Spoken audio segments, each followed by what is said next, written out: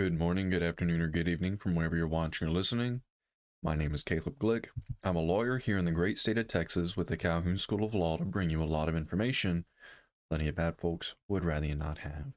Today, ladies and gentlemen, we'll be providing another installation into our Anti-Federalist Papers series, going on number 42. So if you haven't gone back and watched 1 through 41, I would highly encourage you to do so, because understanding the Anti-Federalist Papers, in addition to the Federalist Papers, will provide you a very well-rounded, advantageous understanding of the U.S. Constitution, and understanding the U.S. Constitution will absolutely be necessary if you intend to combat any sort of lawfare that will be waged against you, your loved ones, or your hard-earned property. So let's go ahead and jump on over to the Anti-Federalist Papers. There are multiple institutions from which you can get a paper and digital copy of the Anti-Federalist Papers. Just get both, just in case you can't access one or the other for whatever infinite number of reasons. And if you haven't done so already, go ahead and get a paper and digital copy of the Federalist Papers so you can join us in comparing and contrasting the arguments for and against ratifying the U.S. Constitution. Excellent. So this one is titled 41 through 43. The reason they did that is because when they were collecting up the Anti-Federalist Papers, they weren't perfectly segmented into which of the papers or pamphlets, orations, so on and so forth, were 41, 42, or 43. So when they were compiling these Anti-Federalist Papers and orations, they did the best they could whenever categorizing. So this one's part 2, which was likely going to be, Anti-Federalist Papers number 42, kind of to 42.5. Point being, don't worry if you think if there isn't a Anti-Federalist 43 specifically listed in the playlist for the Anti-Federalist Papers, don't worry, it's not missing. Just when compiling the Anti-Federalist Papers, it was a little difficult to figure out which one exactly was Anti-Federalist Paper number 43. So number 42 is titled Part 2. So going off of the last lecture, another reason why it's so important to watch every single one of these. From Mr. Richard Henry Lee. I got it wrong in the last lecture. I think I called him Patrick Henry Lee. It's Richard Henry Lee. Quote, "The quantity of power the Union must possess is one thing. The mode of exercising the powers given is quite a different consideration." So he says this, continuing from part 1. "In the present state of mankind and of conducting war, the government of every nation must have power to raise and keep up regular troops. The question is, how shall this power be lodged? In an entire government, as in Great Britain, where the people assemble by their representatives in one legislature, there is no difficulty. It is of course properly lodged in that legislature. But in a confederated republic, where the organization consists of a federal head and local governments, there is no one part in which it can be solely and safely lodged. By Article 1, Section 8, Congress shall have power to raise and support armies, etc. And by Article 1, Section 10, that no state without the consent of Congress shall keep troops or ships of war in time of peace. It seems fit the Union should direct the raising of troops, and the Union may do it in 2 ways, by requisitions on the states or by direct taxes. The first is most conformable to the federal plan and safest, and it may be improved by giving the Union power, by its own laws and officers, to raise the state's quota that may neglect, and to charge it with the expense. And by giving a fixed quorum of the state legislature's power to disapprove of the requisition. There would be less danger in this power to raise troops could the state governments keep a proper control over the purse and over the militia. But after all the precautions we can take, without evidently fettering the Union too much, we must give a large accumulation of powers to it in these and other respects. There is one check which I think may be added with great propriety. That is, no land forces shall be kept up, but by legislative acts annually passed by Congress, and no appropriation of monies for their support shall be for a longer term than 1 year. This is the constitutional practice in Great Britain, and the reasons for such checks in the United States appear to be much stronger. We may also require that these acts be passed by a special majority, as before mentioned. There's another mode still more guarded, and which seems to be founded in the true spirit of a federal system. It seems proper to divide those powers we can with safety, lodge them in no one member of the government alone, yet substantially to preserve their use and to ensure duration to the government by modifying the exercise of them. It is to empower Congress to raise troops by direct levies, not exceeding a given number, say 2,000 in time of peace and 12,000 in a time of war, and for such further troops as may be wanted, to raise them by requisitions qualified as before mentioned. By the above recited clause, no state shall keep troops, etc., in time of peace. This clearly implies it may be it may do it in time of war. This must be done on the principle that the Union cannot defend all parts of the Republic, and suggests an idea very repugnant to the general tendency of the system proposed, which is to disarm the state governments. A state in a long war may collect forces sufficient to take the field against the neighboring states. This clause was copied from the Confederation, in which it was of more importance than in the plan proposed, because under this the separate states probably will have but small revenues. By Article 1, Section 8, Congress shall have power to establish uniform laws on the subject of bankruptcies throughout the United States. It is to be observed that the separate states have ever been in possession of the power, and in the use of it, of making bankrupt laws, militia laws, and laws in some other cases respecting which the new Constitution, when adopted, will give the Union power to legislate, etc. But no words are used by the Constitution to exclude the jurisdiction of the several states, and whether they will be excluded or not, or whether they and the Union will have concurrent jurisdiction or not, must be determined by inference and from the nature of the subject. If the power, for instance, to make uniform laws on the subject of bankruptcies is in its nature indivisible or incapable of being exercised by two legislatures independently, or by one in aid of the other, then the states are excluded and cannot legislate at all on the subject, even though the Union should neglect or find it impracticable to establish uniform bankrupt laws. How far the Union will find it practicable to do this, time only can fully determine. When we consider the extent of the country and the very different ideas of the different parts in it respecting credit and the mode of making men's property liable for paying their debts, we may, I think with some degree of certainty, conclude that the Union never will be able to establish such laws. But if practicable, it does not appear to me on further reflection that the Union ought to have that power. It does not appear to me to be a power properly incidental to a federal head, and I believe no one ever possessed it. It is a power that will immediately and extensively interfere with the internal police of the separate states, especially with their administering justice among their own citizens. By giving this power to the Union, we greatly extend the jurisdiction of the federal judiciary, as all questions arising on bankrupt laws, being laws of the Union, indeed, almost all civil causes may be drawn into those courts. We must be sensible how cautious we ought to be in extending unnecessarily the jurisdiction of those courts for reasons I need not repeat. This article of power, too, will considerably increase, in the hands of the Union, an accumulation of powers, some of a federal and some of an unfederal nature, already too large without it.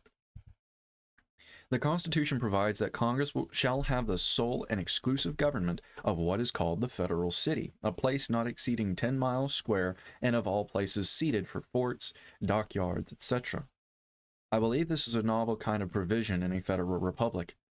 It is repugnant to the spirit of such a government, and must be founded in an apprehension of a hostile disposition between the federal head and the state governments. And it is not improbable that the sudden retreat of Congress from Philadelphia first gave rise to it.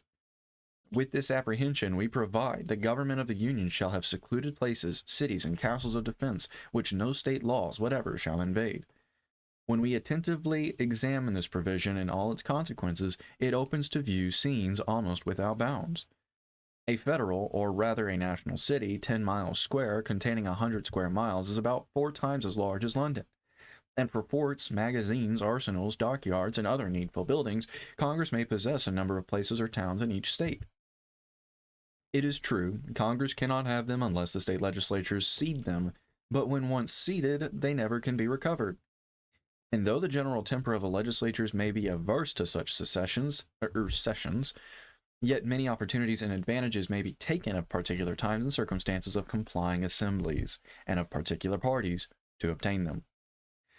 It is not improbable that some considerable towns or places in some intemperate moments or influenced by anti-republican principles will petition to be ceded for the purposes mentioned in the provision. There are men and even towns in the best republics which are often found of withdrawing from the government of them whenever occasion shall present. The case is still stronger. If the provision in question holds out allurements to attempt to withdraw, the people of a state must ever be subject to state as well as federal taxes. But the federal city and places will be subject only to the latter, and to them by no fixed proportion. Nor of the taxes raised in them can the separate states demand any account of Congress. These doors open for withdrawing from the state governments entirely may, on other accounts, be very alluring and pleasing to those anti-republican men who prefer a place under the wings of courts. If a federal town be necessary for the residence of Congress and the public officers, it ought to be a small one, and the government of it fixed on republican and common law principles carefully enumerated and established by the Constitution. It is true, the states, when they shall cede places, may stipulate that the laws and government of Congress in them shall always be formed on such principles. But it is easy to discern that the stipulations of a state, or of the inhabitants of the place ceded, can be of but little avail against the power and gradual encroachments of the Union. Go ahead and highlight that.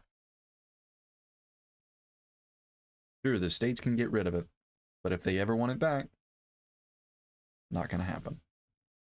Very difficult to overpower the gradual encroachments of the Union. What a perfectly way to state that. The principles ought to be established by the federal Constitution to which all states are parties. Like that, parties. That's the same legal terminology that you use when referring to contracts, and what's used in contract law, parties to a contract. But in no event can there be any need of so large a city and places for forts, etc., totally exempted from the laws and jurisdictions of the state governments. If I understand the Constitution, the laws of Congress, constitutionally made, that's a very important caveat. There's a great, subtle, and quick explanation of Article 6 to the U.S. Constitution. Sure, the laws of Congress, constitutionally made, will have complete and supreme jurisdiction to all federal purposes on every inch of ground in the United States, and exclusive jurisdiction on the high seas, and this by the highest authority, the consent of the people. Suppose 10 acres at West Point shall be used as a fort of the Union, or a seaport town as a dockyard. The laws of the Union in those places respecting the Navy, forces of the Union, and all federal objects must prevail, be noticed by all judges and officers, and executed accordingly. And I can discern no one reason for excluding from these places the operation of state laws as to mere state purpose, for instance, for the collection of state taxes in them. The grammar's a little rough in these papers, because I think that was supposed to say, for instance, for the collection of state taxes in them. Recovering debts, deciding questions of property arising within them on state laws, punishing by state laws theft, trespasses, and offenses committed in them by mere citizens against the state law. The city and all the places in which the Union shall have this exclusive jurisdiction will be immediately under one entire government, that of the federal head, and be no part of any state, and consequently no part of the United States. The inhabitants of the federal city and places will be as much exempt from the laws and control of the state governments as the people of Canada or Nova Scotia will be. Neither the laws of the states respecting taxes, the militia, crimes of property will extend to them, nor is there a single stipulation in the Constitution that the inhabitants of this city and these places shall be governed by laws founded on principles of freedom. All questions, civil and criminal, arising on the laws of these places, which must be the laws of Congress, must be decided in the federal courts, and also all questions that may, by such judicial fictions as these courts may consider reasonable, be supposed to arise within this city or any of these places, may be brought into these courts. By a very common legal fiction, any personal contract may be supposed to have been made in any place. A contract made in Georgia may be supposed to have been made in the federal city. The courts will admit the fiction. Every suit in which an inhabitant of a federal district may be a party, of course, may be instituted in the federal courts. Also, every suit in which it may be alleged and not denied that a party in it is an inhabitant of such a district, also every suit to which a foreign state or subject the Union, a state, citizens of different states in fact, or by reasonable legal fictions, may be a party or parties. And thus, by means of bankrupt laws, federal districts, etc., almost all judicial business, I apprehend, may be carried into the federal courts without essentially departing from the usual course of judicial proceedings. The courts in Great Britain have acquired their powers and extended very greatly their jurisdictions by such. Fiction and suppositions, as I have mentioned. Oh, see, the grammar's a little rough. Let me try rereading that sentence.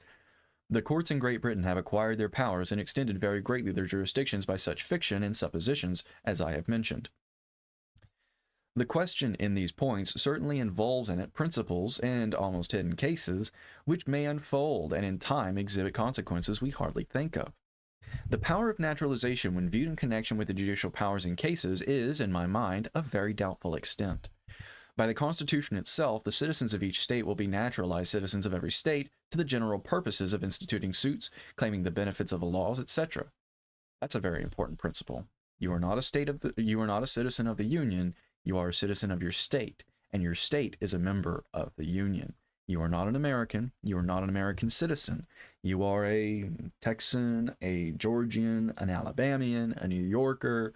You're a Washingtonian. You're a Indianian, a Hoosier. You're a Nebraskan. You're not an American. You are not an American. You are not a citizen of America. You are a citizen of your state. Your state is a member of the Union. Very important distinctions. And that's something to keep in mind. Perfectly exemplified by the court system. Whenever a matter comes up between citizens of different states, that in and of itself proves that concept, that there is no such thing as an American citizen. You can't have diversity of citizenship if everybody's an American. Let's go ahead and reread that sentence.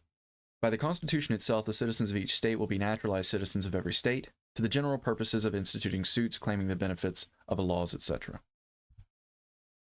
And in order to give the federal courts jurisdiction of an action between citizens of the same state, in common exception, may not a court allow the plaintiff to say he is a citizen of one state and the defendant a citizen of another without carrying legal fiction so far by any means as they have been carried by the courts of King's Bench and executure, in order to bring causes within their cognizance. Further, the federal city and districts will be totally distinct from any state, and a citizen of a state will not, of course, be subject of any of them. And to avail himself of the privileges and immunities of them, must he not be naturalized by Congress in them? And may not Congress make any proportion of the citizens of the states naturalized subjects of the federal city and districts, and thereby entitle them to sue or defend in all cases in the federal courts? I have my doubts, and many sensible men, I find, have their doubts on these points. And we ought to observe they must be settled in the courts of law by their rules, distinctions, and fictions. To avoid many of these intricacies and difficulties, and to avoid the undue and unnecessary extension of the federal judicial powers, it appears to me that no federal districts ought to be allowed, and no federal city or town, except perhaps a small town in which the government shall be Republican, but in which the Congress shall have no jurisdiction over the inhabitants of the state. Can the Union want in such a town anything more than a right to the soil to which it may set its buildings and extensive jurisdiction over the federal buildings and property, its own members, officers, and servants in it? As to all federal objects, the Union will have complete jurisdiction over them, of course, anywhere and everywhere. I still think that no actions ought to be allowed to be brought in the federal courts between citizens of different states, at least unless the cause be of very considerable importance. And that no action against a state government by any citizen or foreigner ought to be allowed, and no action in which a foreign subject is party, at least unless it be of very considerable importance, ought to be instituted in federal courts. I confess I can see no reason whatever for a foreigner or for citizens of different states carrying sixpenny causes into the federal courts. I think the state courts will be found by experience to be bottomed on better principles and to administer justice better than the federal courts. The difficulties and dangers I have supposed will result from so large a federal city and federal districts, from the extension of the federal judicial powers, etc., are not, I conceive, merely possible, but probable. I think pernicious political consequences will follow from them, and from the federal city especially, for very obvious reasons, a few of which I will mention. We must observe that the citizens of a state will be subject to state as well as federal taxes, and the inhabitants of the federal city and districts only to such taxes as Congress may lay. We are not to suppose all our people are attached to free government and the principles of the common law, but that many thousands of them will prefer a city governed not on republican principles. This city and the government of it must indubitably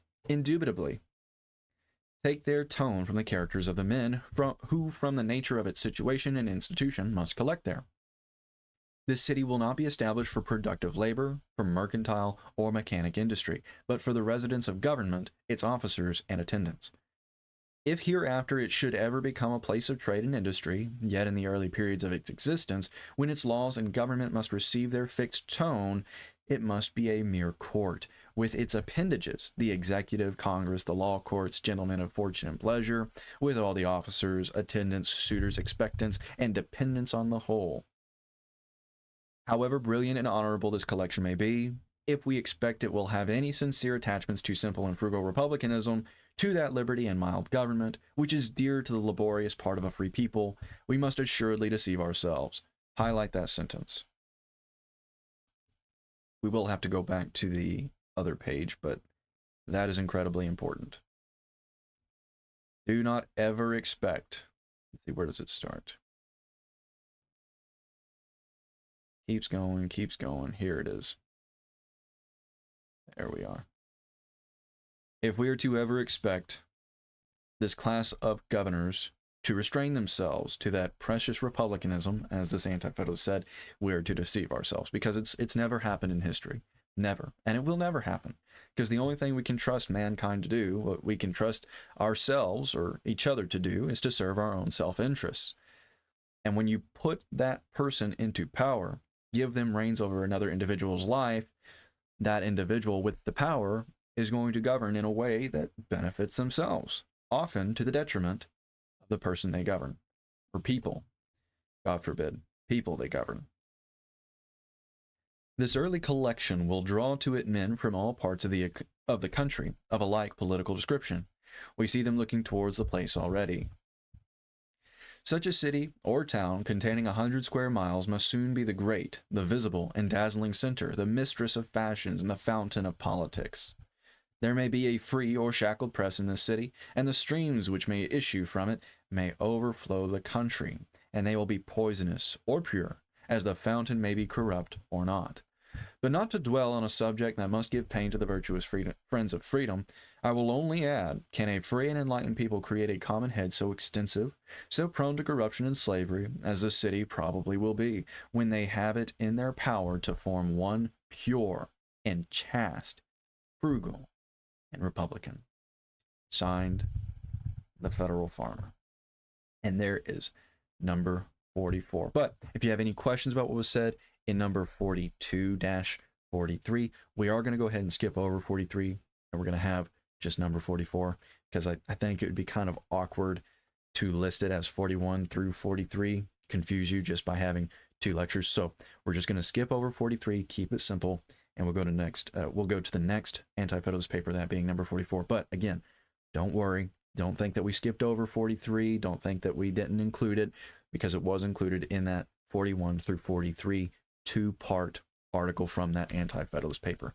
Anyway, if you have any questions about what was said in number 42, if you have maybe questions about that, questions of what was said in the preceding papers, or there's a legal topic you'd like me to cover in a future lecture, go ahead and post those down in the comments, because the entire purpose of the Calhoun School of Law is to provide you with the necessary skills and information to combat any sort of lawfare that will be waged against you, your loved ones, or your hard-earned property. So please, if you have any questions at all, go ahead and post them down in the comments.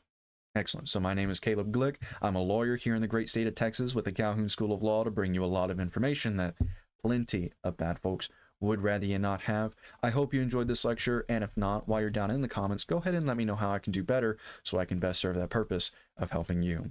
I hope y'all have a wonderful day, and I'm not sure what the topic for the next lecture is going to be, but I'll do my best to make it as informative and entertaining as this one, if not more so. Regardless of the topic of the next lecture, until I see y'all then, I bid you all farewell.